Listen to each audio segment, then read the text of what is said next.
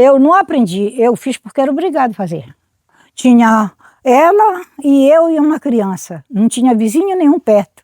E ela gritou para mim: minha filha, me acode. Não tinha hospital, não tinha coisa nenhuma de a gente se valer. Tinha que se valer em casa mesmo. A senhora já tinha visto um parto? Não. Foi a primeira vez? Primeira vez. Mas eu tinha aquela inteligência que eu fazia. E faço até hoje, se for preciso, eu faço. Mas eu me sinto feliz de botar uma luz no mundo.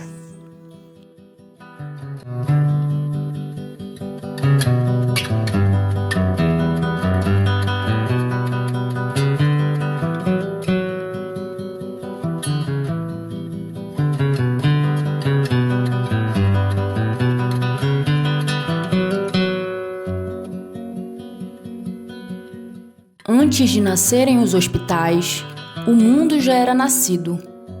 Antes de as especialidades serem concebidas, especialistas já existiam.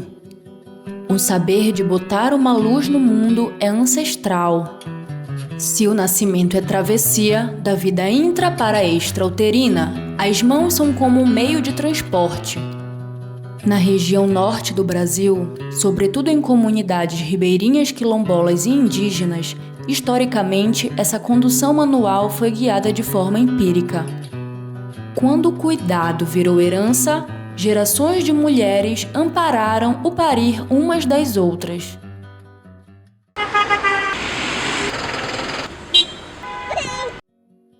Mas essa ou aquela forma de nascer nem sempre reflete liberdade de escolha materna. E nos centros urbanos da Amazônia não é diferente, mesmo com a ampliação do acesso à saúde pública. Do pré ao pós, o gestar, a depender de quem gesta e onde gesta, é cercado por desafios, desigualdades e violências. De repente, mães passam a compartilhar um sonho em comum, que um rito tão primordial da natureza humana torne-se humanizado. Icoraci, distrito belenense localizado a 20 quilômetros do centro da cidade. Em maio de 2026, a Juliane deu à luz a Rudá Noam. E em junho de 2025, a Súria trouxe ao mundo o João Aruan. A partir do momento que um bebê nasce uma mãe, porque ambos vão aprender a viver de uma maneira completamente diferente do que era antes. A mulher sabe parir, o nosso corpo sabe naturalmente como parir, como fazer todo o trabalho. Mas a gente precisa de braços ali, né? Outras mãos para nos ajudar, né, nesse momento.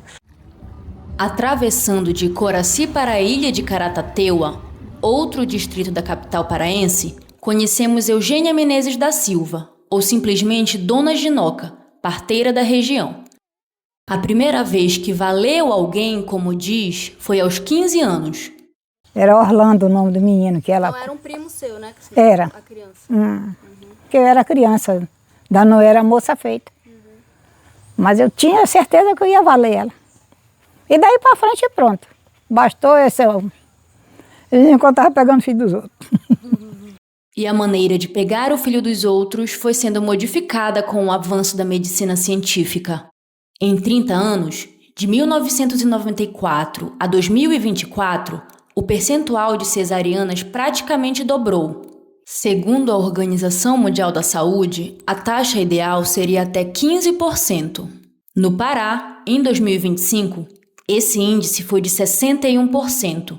Até que chegou o momento que eu cheguei, conversei com meu companheiro e falei: olha, eu não queria me operar, mas pelo visto eu não vou ter outra opção. Então, a gente vai precisar ver, porque o bebê está perdendo batimentos, né? E aí acho que você vai ter que ir para cesariana. Nada que estava no meu plano de parto foi atendido. Eles só pegaram, olharam, não leram nada. Quando eu cheguei lá na sala já foi assim um choque, porque já estava tudo muito claro, assim. Já era outra equipe, né, que estavam lá, e eu percebi que o tratamento dessa equipe já era um pouco diferente, né, assim, não eram aquelas pessoas tão carinhosas que estavam na sala anterior comigo. É preciso, sim, as pessoas conscientizarem mais sobre o processo da cesariana, o transoperatório, o pós-operatório, o pré-operatório, como que são essas fases. Isso muito é suprimido, essa informação das mulheres. E é isso que gera traumas. A desinformação sobre cesárea gerou apreensão em Súria e Juliane. Já em trabalho de parto no hospital, descobriram que seria necessária uma cirurgia de urgência. A experiência de ambas se distanciou daquilo que desejavam. O que aconteceu foi que a enfermeira ficou passando meu filho de mão em mão, falando: olha que menino grande, não dava nem para acreditar que estava dentro dessa barriga. Mas como eu estava tremendo muito, ele pegou e amarrou as minhas mãos na maca, né? E aí, a partir daí eu já fiquei tipo ali, né? Tipo, mano, seja o que Deus quiser, né? Eu acho que tem que ser conversado, né? Olha, eu vou aqui amarrar, pode gerar um trauma. E aí sim ser convertido numa violência obstétrica porque a pessoa não consegue compreender o que está acontecendo. A partir do momento que ele nasceu, ele não ficou do meu lado. E quando queriam botar do meu lado, era de uma maneira forçada. Era apertando meu seio e dando para ele mamar. Não deixaram eu ver o bebê logo de início. Eles já pegaram o bebê, o médico tirou uma foto com o bebê, nem pediu a permissão dos pais. A transição da vida intrauterina para extrauterina fica muito mais fácil quando ele está nesse contato pele a pele. O baque desse coração com esse aqui, ele dá força um pro outro, assim. E eu fiquei muito em alerta, mas triste pelo momento que era para ser o mais importante da minha vida ter sido tirado. E tudo isso assim foi me deixando muito nervosa, muito chateada, com muita raiva. Na verdade, o que eu senti depois de tudo que eu vivi assim, né, da cesariana e tudo mais, foi raiva. Eu fiquei com raiva. Os desafios do nascer na Amazônia urbana são atravessados por disparidades que têm nome, cor e território. Mulheres negras e indígenas sentem os efeitos disso no próprio ventre. Logo eu peguei e comuniquei à direção de que eu sou uma mulher indígena e que eu gostaria de ficar em um ambiente separado.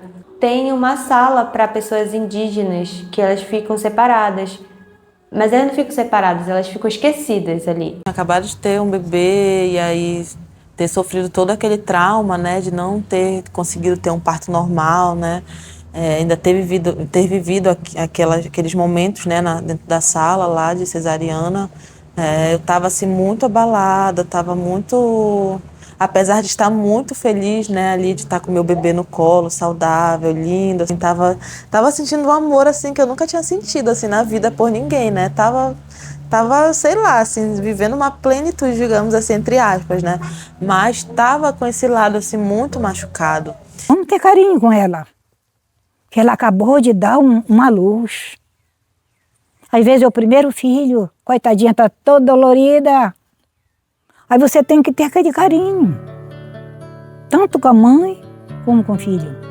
É seu também aquela vida. Você está salvando uma vida.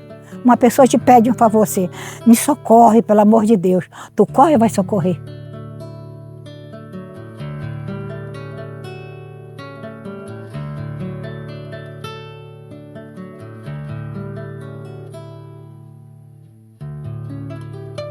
Na contramão desse cenário, resgata-se um aparato tecnológico originário, o afeto. E aí, por eu ter tido a sorte, infelizmente isso acaba sendo uma sorte no nosso país, né? Que é a sorte de ter um parto de fato humanizado. Isso foi uma das coisas também que foram muito importantes para que eu me tornasse doula. De acordo com a Lei 15.381, de 8 de abril de 2026, doula é a profissional que oferece apoio informacional, físico e emocional à gestante, tanto durante a gravidez quanto no puerpério. Para exercer a doulagem, é necessário curso de qualificação específico. A regulamentação autoriza a presença das doulas nas maternidades no momento do parto. É também um lugar político, né, que é esse lugar de luta para que a gente saiba que a violência obstétrica ela não é normal, ela não deveria ser normalizada e que se mais pessoas que gestam tivessem acesso a um cuidado digno, nós teríamos ali experiências melhores, né? E é uma das profissões mais lindas que tem, porque as doulas, elas têm um posicionamento igual de onça no seu território. Elas evitam que as violências aconteçam. Essa prevenção perpassa também por um pré-natal de qualidade. Segundo o Ministério da Saúde, o acompanhamento deve ser contínuo durante toda a gestação. Mensalmente até a 28ª semana, depois quinzenalmente até a 36ª e semanal dessa em diante. Durante meu pré-natal, eu realmente fiz amizade com uma enfermeira maravilhosa, assim como com uma médica maravilhosa. Eu tive esperança através delas, né? Pelo fato de ser uma mulher indígena, a gente sofre diversos tipos de violência. Logo de início eles já te dão uma carteirinha, né, a caderneta da gestante, que aí lá tem várias informações, assim, desde o parto natural, o pós-parto, a presença do pai, a importância do pai. Juliane e Súria conseguiram realizar o pré-natal adequadamente pelo SUS e se sentiram bem acolhidas durante os atendimentos. Porém, seus relatos não revelam o panorama geral. Hoje, a gente tem muitas mulheres que não realizam o pré-natal de maneira adequada, pensa que o pré-natal é só para fazer exame, não são orientadas, não são instruídas, não são ensinadas, não são lhes ditas quais são os locais de parto. Dentre os locais possíveis, o Centro de Parto Normal Aide Pereira Sena, situado no município de Castanhal, região metropolitana de Belém, mostra-se como um caminho para a humanização do nascer. É o único centro de parto perihospitalar da região norte. Chama-se perihospitalar por se localizar próximo a um hospital de referência. Os centros de parto normal, eles trabalham com muitas práticas integrativas na assistência ao parto. Então aqui nós trabalhamos com fitoterapia, aromaterapia, massagem, acupuntura, ventosoterapia. Era meu sonho ter parto lá. Eu sabia que tinha banheira lá, piscina, né? Que teria 0% de possibilidade de eu ter algum tipo de violência obstétrica, que era o meu maior medo da vida, assim, né? Sofrer violência obstétrica. Não é à toa que a gente tem o nome de uma grande parteira daqui da cidade, que foi a Aide Pereira Sena. A equipe é composta por profissionais de saúde que possuem formação acadêmica em áreas diversas. No entanto, nomear o lugar homenageando uma parteira tradicional enaltece a memória de um saber que tem caído no esquecimento. Hoje, as parteiras, elas estão entrando como se fossem em extinção. Olha, eu vou lhe dizer uma coisa, assim. Eu não sei nem lhe dizer como eu vou lhe informar. Porque depois que apareceu a medicina, as parteiras foram esquecidas. Então quer dizer que a minha bisavó era parteira? E aí elas falam sim. E a minha primeira reação foi de choque e de perguntar por que eu nunca tinha ouvido falar sobre isso. E aí a minha tia falou assim, porque a gente achou que não era algo importante. O ofício, os saberes e as práticas das parteiras tradicionais são reconhecidos pelo IPHAN como patrimônio cultural imaterial do Brasil. Manter esse conhecimento vivo representa a importância de resgatar ensinamentos das que vieram antes. Botar coragem para frente, não ficar triste velho aí, não, botar coragem para frente, vou ter o meu bebê, minha nova vida que vai chegar pro meu lado e pronto. Carinho.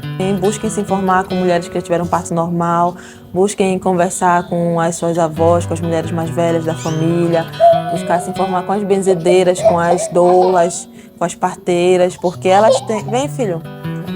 Vem. Porque elas têm o conhecimento, né? O nascimento é o momento mais lindo do ser humano, porque a partir desse momento você respira pela primeira vez com as suas próprias narinas, você grita ou chora pela primeira vez, você se sente também desconectado da sua mãe, né? E entende que agora está sozinho. Apesar de a mãe estar ali, a gente está criando o nosso filho para o mundo, a gente está criando o nosso filho para que ele compreenda a sua existência na Terra. A gente não cria o nosso filho para nós mesmos, não. A gente prepara para o que tem pela frente e é uma jornada muito longa.